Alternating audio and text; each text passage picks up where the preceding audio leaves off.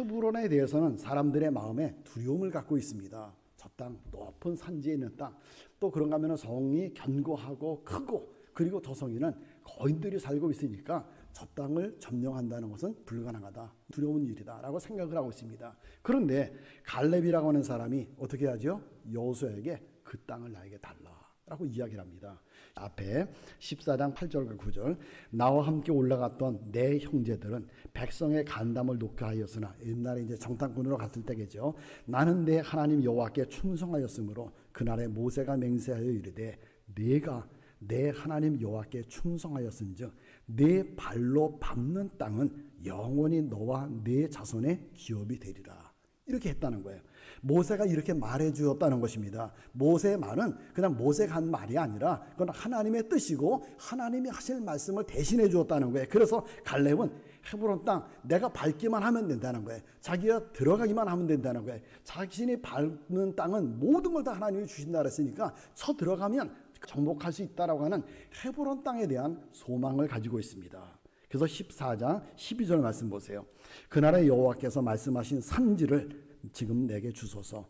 당신도 그날에 들으셨거니와 그곳에는 아낙 사람이 있고 그 성읍들은 크고 견고할지라도 여호와께서 나와 함께 하시면 내가 여호와께서 말씀하신 대로 그들을 쫓아내리이다. 그래요. 여호수아가 그래서 이 말을 듣고 어떻게 해요? 그래, 헤브론 산지 당신이 가지시오, 당신의 기업으로 삼으시오라고 해서 여호수아가 갈렙에게 주게 됩니다. 여러분, 인간적으로 본다고 하면 그 헤브론 땅 점령할 수 없는 땅이에요. 인간적으로 생각해 본다고 하면 헤브론 땅은 차지한다는 것은 참 이게 쉽지 않은 것입니다. 그런데 갈렙은 그 헤브론에 대한 소망을 갖습니다. 그리고 갈렙은요, 뭐 신앙의 사람이니까 하나님 앞에 간절한 마음 가지고 기도했을 것입니다. 하나님도 주실 줄로 믿고 하나님 앞에 기도했을 것입니다. 그리고 열심히 가서 전쟁을 하죠. 그 결과 어떻게 되죠? 15장 14절 말씀, 오늘 본문에 보니까 이렇게 기록되어 있습니다. 갈렙이 거기서 아낙의 소생 세 아들 곧 세세와 아이만과 달메를 쫓아냈다는 거예요. 그 땅을 차지했다는 것입니다. 그리고 오늘 본문에 보면요, 갈렙이 자기에게 분배된 땅 중에 아직까지 정복하지 못한 땅을 정복해 나가는데 기럇 세벨을 정복하게 됩니다. 정복하기 위해서 사람을 찾아요. 그 성을 치기 위해서 도움자를 찾습니다. 16절 말씀해 보니까요, 갈렙이 말하기를 기럇 세벨을 쳐서 그곳을 점령하는 자에게는 내가 내 딸 악사를 아내로 주리라, 이렇게 얘기합니다. 그때 누가 거기에 나서는가 하면은 갈렙의 조카인 온니엘이라고 하는 사람, 나중에 첫 번째 사사가 되죠. 이 온니엘이라고 하는 청년이 이 일에 뛰어듭니다. 당시 갈렙은요, 이스라엘 백성들 중에 있어서는 대단한 사람이죠. 여호수아와 갈렙, 그러면 뭐 대단한 사람이잖아요. 여호수아와 함께 이스라엘 백성들의 최고의 어르신이죠. 최고의 지도자 중에 한 사람입니다. 이런 분의 딸을 내가 아내로 삼는다는 거, 이런 분의 사위가 된다는 것, 이게 대단한 거잖아요. 그러나 이 기럇 세벨을 점령한다는 것은 쉽지 않습니다. 왜냐하면 한번 생각해 보세요. 갈렙이라고 하는 분, 헤브론 산지까지 정복하신 분인데 이분이 다 누군가의 도움을 요청한다고 하면, 이분이 누군가에게 도움을 요청해서 그 땅을 정복하려고 한다고 하면, 도움을 요청할 정도라고 하면 그 성을 점령한다는 것은 굉장히 쉽지 않은 것이죠. 갈렙이 쉽지 않게 생각할 정도니까 다른 사람들로 얼마나 쉽지 않겠습니까? 그런데 온니엘은요, 내가 저 기럇 세벨을 점령하겠다, 그래서 저 땅을 차지하겠다라고 하는 소망을 갖게 됩니다. 갈렙의 사위가 되겠다고 하는 소망을 갖게 됩니다. 악사를 아내로 삼겠다고 하는 소망을 갖게 됩니다. 그 꿈을 갖고 온니엘도 기도했을 것입니다. 하나님께서 자신의 소망을 이루어 주실 줄로 믿고 기도했을 것입니다. 결과 어떻게 되었어요? 17절 말씀해 보니까 갈렙의 아우 그나스의 아들인 온니엘이 그것을 점령함으로 갈렙이 자기 딸 악사를 그에게 아내로 주었다, 이렇게 말씀이 기록되어 있습니다. 자, 온니엘은 기럇 세벨을 차지하게 되었고요, 온니엘은 갈렙의 딸 악사를 아내로 맞이하게 되었고요, 갈렙의 사위가 되었습니다.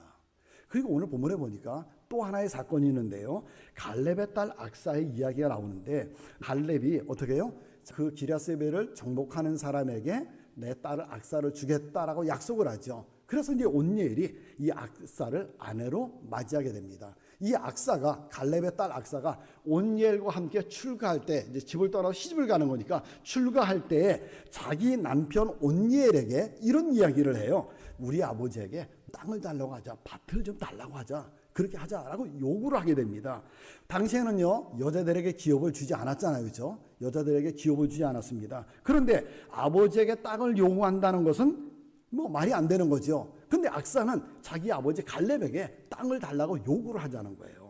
18절 말씀해 보니까요, 악사가 출가할 때 그에게 청하여 자기 아버지에게 밭을 구하자 하고 나귀에서 내림에 갈렙이 그에게 묻되 네가 무엇을 원하느냐 하니 어떻게 요구해요? 19절에 보니까 이르되 내게 복을 주소서, 아버지께서 나를 네겝 땅으로 보내시오니 샘물도 내게 주소서 하매 갈렙이 윗샘과 아랫샘을 그에게 주었다는 거예요. 악사는 소망을 가졌습니다. 그리고 아버지 갈렙에게 내게 복을 주세요, 내게 샘물을 주세요 라고 요청을 하게 됩니다. 샘물 달라는 말은 뭐예요? 샘물이 있는 그 땅을 달라는 거잖아요, 그죠? 샘물을 주세요 라고 요청을 하게 됩니다. 아마 갈렙은 온니엘과 악사를 오늘 복 주었다니까 축복해 주었을 것입니다. 그리고 샘물을 달라고 하니까 윗샘과 아랫샘이 있는 땅을 주게 됩니다. 악사는 어떻게 해요? 좋은 땅, 그것도 샘물이 있는 땅을 얻게 됩니다. 여러분 한번 생각해 보세요. 이 세 가지 사건을 통해서 동일한 것을 우리가 생각해 볼 수 있습니다. 인간적으로 보면 가질 수 없는 거예요. 인간적으로 보면 안 되는 일입니다. 그런데 소망을 갖고 하나님 앞에 기도했더니 하나님께서 어떻게 해주셨어요? 다 이루어 주셨습니다. 다 이루어 주셨어요. 여러분 어떤 소망을 갖고 계십니까? 그 소망이 이루어지고 있나요? 소망을 가진 지는 굉장히 오래되었는데 아직까지도 소망이 이루어지지 않고 있는 것은 아닌가요? 그렇다고 하면 한번 점검해 보시기 바랍니다. 내가 갖고 있는 이 소망이 하나님의 뜻에 맞는 것인가? 혹시 내가 욕심으로 갖고 있는 소망은 아니라는 거예요. 그리고 내가 소망을 갖고 정말 그 소망을 위해서 간절한 마음을 가지고 정말 열심히 내가 기도하고 있는가? 그리고 그 소망을 이루기 위해서 내가 열심히 노력하고 있는가? 한번 점검해 보시기 바랍니다. 만약에 소망을 가진 지가 오래되었음에도 불구하고 아직까지 이루어지지 않고 있다고 하면 세 가지 중에 문제가 있는 거예요. 세 가지 중에 문제가 있습니다. 문제가 없다고 하면 하나님께서 때가 되면 반드시 이루어 주실 것입니다. 여러분, 하나님은 어떤 분이시죠? 우리에게 소망을 갖게 하시는 분이십니다. 그리고 그 소망을 가지고 간절하게 기도할 때 기도를 들어주시는 하나님이십니다. 그리고 소망을 이루어 주시는 하나님이십니다. 가장 적절한 때에 가장 좋은 방법으로 반드시 이루어 주시고 역사해 주십니다. 여러분, 그러므로 소망을 갖고 사시기 바랍니다. 특별히 바랄 수 없는 중에 바라시는 여러분들이 되시기 바랍니다. 이건 도저히 안 되는 거야. 이건 인간적으로 생각하면 도저히 안 돼. 그래도 여러분, 그것이 하나님의 뜻이라고 하면, 그게 하나님이 원하시는 것이라고 하면, 그게 선한 것이라고 하면, 선한 목적을 갖는 것이라고 하면 그 소망을 가지시기 바랍니다. 사람의 생각으로는 도저히 불가능한 것들이라 할지라도 하나님의 뜻에 맞는 선한 소망이라고 하면 가지시기 바랍니다. 근데 소망을 갖고만 있으면 안 되죠. 소망을 가졌다고 하면 그 소망을 이루기 위해서 반드시 두 가지를 해야 됩니다. 하나는 뭐예요? 하나님 앞에 간절하게 기도하는 것입니다.